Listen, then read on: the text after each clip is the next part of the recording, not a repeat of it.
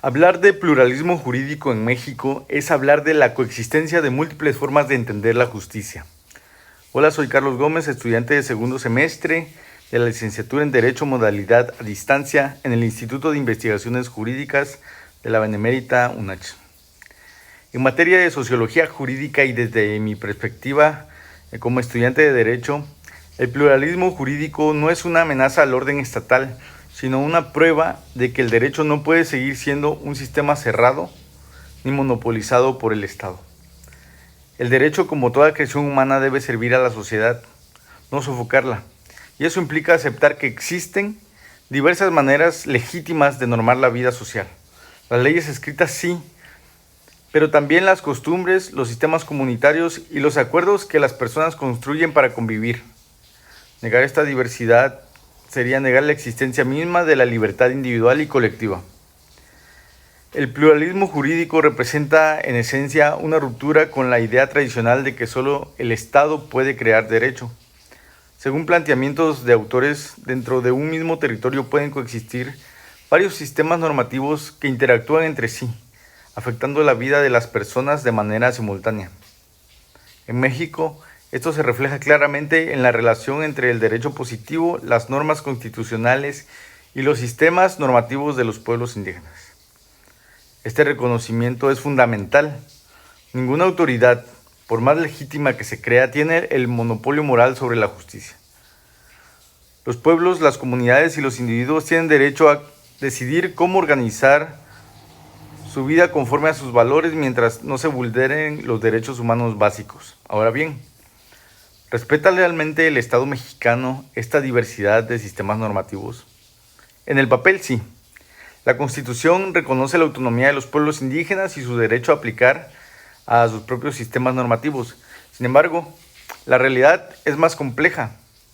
En los hechos, el Estado sigue ejerciendo control vertical, imponiendo una visión jurídica centralista y burocrática que asfixia las expresiones jurídicas comunitarias.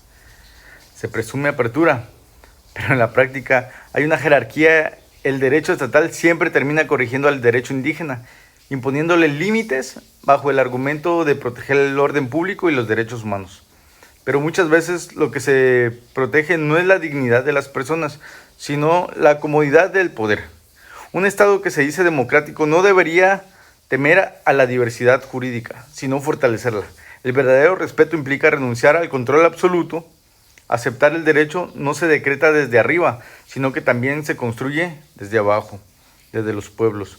Sobre el respeto a los derechos humanos dentro de los pueblos indígenas, hay que reconocer que existen tensiones internas. No podemos idealizar las costumbres o tradiciones, algunas prácticas, especialmente las que limitan las libertades de las mujeres o las niñas. Debe ser representada la luz de los derechos humanos universales, pero el punto de partida no debe ser la imposición, sino el diálogo intercultural.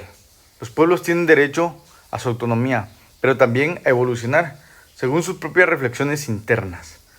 Lo que necesitamos es una educación jurídica intercultural que no imponga valores desde el centro del país, sino que promueva la reflexión crítica dentro de las propias comunidades. El respeto a los derechos humanos en este contexto no puede ser entendido como una obediencia ciega a un modelo occidental, sino como un compromiso genuino con la dignidad de todas las personas, una igualdad de dignidad, sin importar su cultura o su origen. En cuanto a los derechos sociales más importantes para revertir la situación de los grupos vulnerables, considero que hay tres pilares fundamentales son la educación, la salud y el acceso a la tierra. La educación es la llave que abre las puertas del pensamiento crítico y sin ella no hay autonomía ni emancipación. Pero no hablo de una educación domesticadora, sino de una que despierte la conciencia y las ganas de tener libertad, una que enseña a pensar y no solo a obedecer ciegamente. La salud, por su parte, no puede seguir siendo un privilegio ni un negocio. Es una condición básica para ejercer cualquier otro derecho y debe entenderse desde una visión integral que respete las tradiciones médicas de los pueblos indígenas y al mismo tiempo incorpore los avances científicos modernos. La tierra sigue siendo el eje de la autonomía indígena. Sin tierra, pues no hay identidad, ni sustento, ni verdadera autodeterminación de los pueblos. Defender las tierras es defender la vida. Pero aunque estos derechos reconocidos, las desigualdades sociales persisten. ¿Por qué la estructura económica y cultural de México sigue estando marcada por la discriminación y el paternalismo? Las mujeres y los pueblos indígenas no solo enfrentan pobreza material, sino también exclusión simbólica. Se les niega la voz en algunas ocasiones y se les niega la representación en muchos casos. Se les niega la posibilidad de decidir sobre su propio destino. Estas mujeres continúan siendo víctimas de sistemas que les asignan roles domésticos y una violencia estructural que ni las leyes más avanzadas han podido erradicar en algunos pueblos. Y estos pueblos indígenas siguen siendo tratados como reliquias folclóricas, no como sujetos políticos en pleno derecho, y la desigualdad social va creciendo cada día más. Como resultado de los siglos, las imposiciones han venido siendo bastante marcadas. Esto implica que la autonomía se pierde. El Estado debe proteger derechos, no controlarlos. Las comunidades deben poder decidir sobre su forma de vida.